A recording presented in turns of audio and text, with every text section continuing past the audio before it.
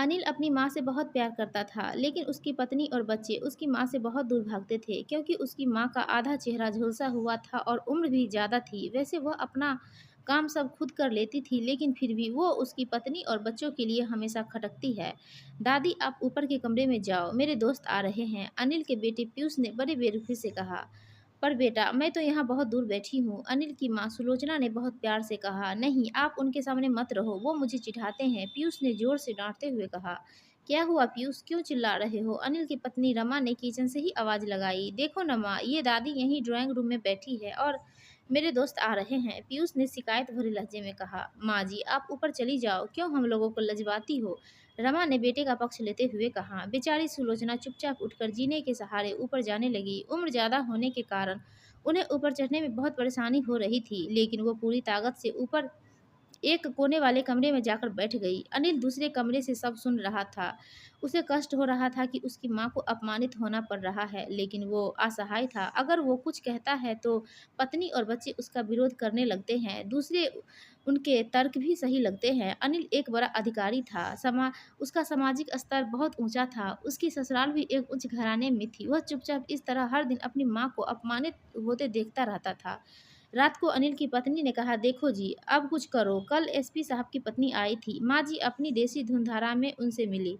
मुझे बहुत शर्म आ रही थी बताते हुए कि ये मेरी सास है। मैंने कह दिया कि दूर की रिश्तेदार है, इलाज कराने आई है। अनिल को रोना आ गया, फिर भी वह चुप रहा। उसे समझ में नहीं आ रहा था कि वह क्या करे। अपने बेटे की मनस्थिति को सुलोचना अच्छी तरह से जानती थी और बेटे को कोई कष्ट न हो, इसलिए वह हर बात को चुपचाप सह लेती थी। अनिल बहुत उदास रहने लगा। एक तरफ पारिवारिक और सामाजिक स्तर पर जीने की प्रतिबद्धता थी, तो दूसरी ओर माँ। आखिर आखिर माँ से अपने बेटे की यह हालत नहीं देखी गई। एक दिन उसने अपने बेटे से कहा, अनिल, बहुत दिन हो गए हैं, मैं अपने गांव जाना चाहती हूँ, मुझे वहाँ पहुँचा दो, मेरा यहाँ मन नहीं लग रहा। लेकिन माँ, वहाँ तो कोई नहीं है, तुम्हारी देखभाल कौन करेगा? अनिल ने आश्चर्य से पूछा। अरे, सब पड़ोस वाले तो हैं और वो तुम्हारी मौसी जी तो उसी गांव में रहती हैं, और फिर हम सारी व्यवस्थाएं कर आएंगे ना। रमा को तो जैसे मन की मुराद मिल गई हो। हाँ बेटा, बहू सही कह रही है, सुलोचना ने लंबी सांस लेते हुए कहा। अनिल जानता था कि माँ के गांव में माँ को की देखभाल करने वाला कोई नहीं है, लेकिन अपनी पत्नी की जिद के कारण वह अपनी माँ को गांव छोड़ने पर विवश हो गया। माँ को गांव छोड़कर आते वक्त उसे रोना आ रहा था और अपनी बेबसी पर गुस्सा भी आ रहा था, लेकिन परिवार, पत्नी और समाज ने उसके इस मनोभाव को दबा दिया और वो सुकून सा महसूस करने लगा। कुछ दिनों के बाद उसके मामा, जो मुंबई में रहते थे, आने वाले थे। जब अनिल बहुत छोटा था, उसके पिताजी जीवित थे, तब वो मुंबई गए थे और उसके बाद वो अब आने वाले थे। पूरा परिवार बहुत उत्साहित था। मुंबई से अनिल के मामा आ रहे हैं। मामा राघव ने जैसे ही घर में कदम रखा, सबने मिलकर बहुत उत्साह से उनका स्वागत किया। क्यों अनिल, दीदी नहीं दिख रही, कहाँ है? राघव ने उत्सुकता पूर्वक पूछा। जी, वो गांव में रहती हैं, यहाँ उनका मन नहीं लगा, रमा ने सपाट से उत्तर दिया। राघव ने अनिल की ओर देखा तो अनिल ने अपनी आंखें झुका ली। राघव सब समझ गए, बोले, कल हम दीदी से मिलने गांव चलेंगे सब लोग। दूसरे दिन सभी लोग गांव के घर पहुंचे। देखा कि सुलोचना को बहुत तेज बुखार है और वो पलंग पर असहाय पड़ी है। राघव दौड़कर सुलोचना के पास गए, उनके पैर छूकर रोने लगे। सुलोचना की ये हालत उसकी कल्पना से भी परे थे। वाह बेटा अनिल, तूने तो नाम उजागर कर दिया। अपनी माँ की ऐसी हालत देखकर तुझे तो शर्म भी नहीं आ रही होगी, राघव ने अनिल को डांटते हुए कहा। नहीं राघव, अनिल का कोई दोष नहीं है, मैं खुद गांव आई थी, सुलोचना ने अपने बेटे का बचाव करते हुए कहा। मुझे सब पता चल गया दीदी, आप चुप रहो। क्यों बहू, तुम्हें अपनी सास की कुरूपता पसंद नहीं है? समाज में तुम्हें नीचे देखना पड़ता है ना?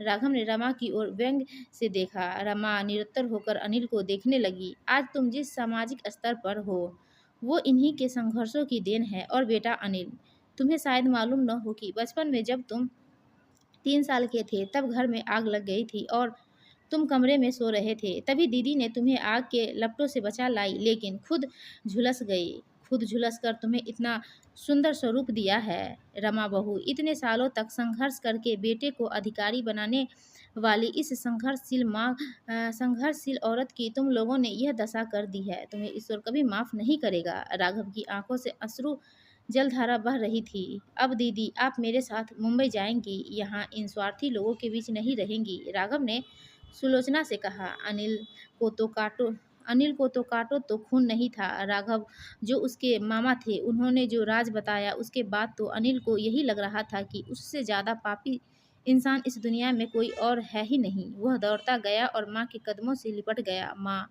मेरा अपराध बहुत बड़ा है। मैं जानबूझकर चुप्पी साधे रहा, आपका अपमान करवाता रहा। अब सिर्फ आप ही उस घर में मेरे साथ रहेंगी और कोई नहीं। अनिल ने अग्नि दृष्टि से अपनी पत्नी और बच्चों को देखा। रमा को भी बहुत पश्चाताप हो रहा था, लेकिन उसकी हिम्मत नहीं हो रही थी कि वो सुलोचना से आंख मिलाए। सुलोचना ने रमा की मनस्थिति को समझकर उसको प्यार से अपने पास बुलाया और अनिल को डांटते हुए कहा, खबरदार, जो मेरी बहू को मुझसे अलग करने की कोशिश की तो तुझे ही घर से बाहर निकाल दूंगी। रमा और बच्चों ने सुलोचना के पैर पड़ते हुए अपने व्यवहार पर माफ़ी मांगी और माँ के हृदय ने सबको माफ़ कर दिया। अब सुलोचना सभी के साथ रहती।